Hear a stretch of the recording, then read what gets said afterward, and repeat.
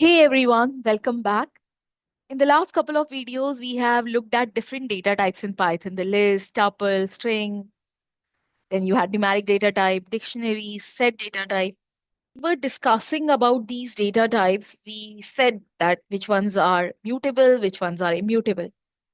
We also discussed what mutable and immutable means. Mutable data types are the ones which can be changed or modified once they are created, and the immutable ones are the ones which cannot be changed once created. So today we are going to take this discussion forward and we are going to understand in depth what mutable and immutable terms mean. So let's get started. So let's say I have a variable x and I'm assigning it the value 1. Now what happens when you say x is equal to 1? The one variable, the one value, sorry, gets saved in a memory location and the variable x points to this memory location.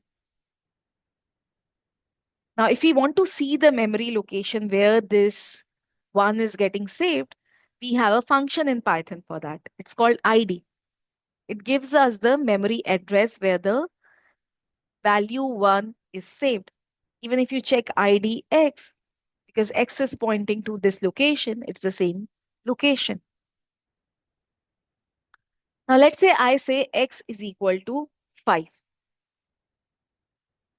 And let's check the memory location once again after doing this reassignment. And you see the memory location has changed. That means what is Python doing in the background?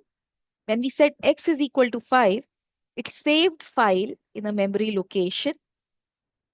And now x, instead of pointing to 1 here, this memory location, it is pointing to this memory location. And for this reason,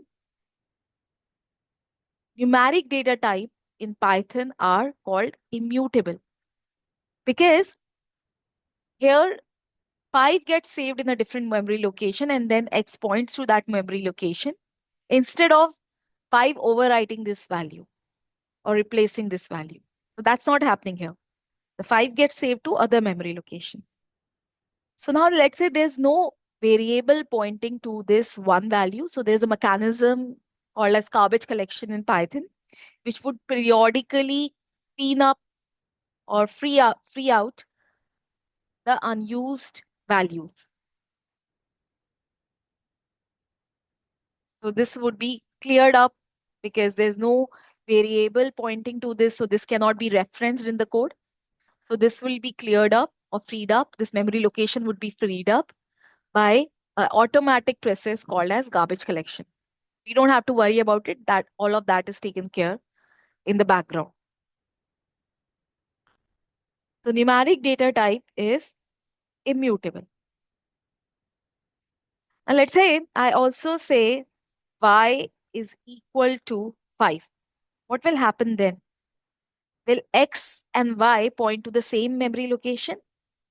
The answer is yes, because 5 is already sitting at a memory location.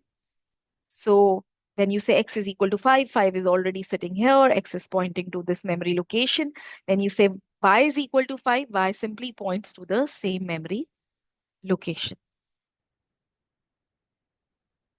Now, fine, numeric is the immutable data type. Numeric data type is immutable, be it integer, float, or complex numbers. You can try the same thing for complex numbers or float data type as well. They're all immutable. Now let's try with string data type. So let's say I have a string and let's just try to change this O to A. So how can I reference this O using indexing? So, and let's say I want to assign it a new value A. Can I do this? No, it will not allow you. String object does not support item assignment. That means you cannot change the values of this string here, an already existing string.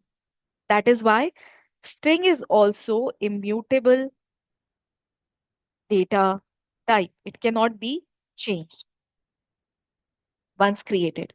If you want a hello with a in the last, you have to create a new string that will be saved in some other location. So if you do id str1, that's where this is sitting.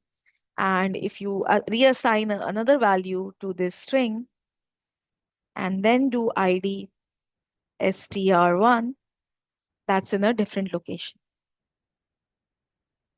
So string is also immutable data type. Now, what about list? Is list mutable or immutable? So list is mutable data type. You can append value to a list. So let's say I have a list here and I want to append some value. So first let's check the address where this list is. And now if I append some value here, append 100. And if you now check your LST1, we have 100 here. And if we check the address, that's this one. So it's the same address. That means the changes are happening in the same location, same address. That makes list a mutable data type. You can add items to the list like I have done here. You can delete items. We have discussed this, how to delete items from a list. You can also modify an item. So if you want to change this to 200 or this to 200, you can just reference this to using the index, which is 1. Indexing always starts at 0. And then you can reassign it a new value. Now our list has changed and this has become 200. So list is a mutable data type. What about tuple? Tuple, as you all know, is a immutable data type. So once you have created this tuple, you cannot add items. If you want to even add items here, you cannot do that. If you do something like this, that is not like adding the items to the tuple. This is more rather like creating a new tuple, and then now the tuple1 variable is pointing to that location. So if you do this and check the ID, it's a different address. Now, what about dictionary? What did we discuss? Is dictionary mutable or immutable? Do you remember from the previous classes? It's a mutable data type. Mutable means it can be changed. So if you have a dictionary, let's say 1:A, 2:400, and let's save it in a variable. If I want to change some value, I want to change to hello. So you basically access your dictionary using the key and whatever new value you want to assign it. So now D is this new value. If you check the ID here of D and then you do ID of D here, it's the same location, everyone. So again, dictionary is mutable. What about set? Set is mutable as I've told you in the last class, but items of the set are immutable. So this point we discussed in great length in our previous video. So if you don't remember it, you can check it out. But yeah, the set itself is mutable, but the items of the set are immutable type.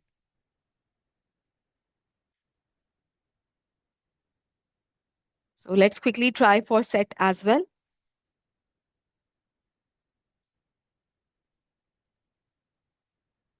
You have the add function to add items, and then you have functions to delete items from the set also. But if you want to change this to 200, you cannot do that. So that's on mutable and immutable, everyone. I hope this video was very clear and now you know why something is called as mutable, why something is immutable. Thank you everyone for watching. I'll see you in the next one. Bye.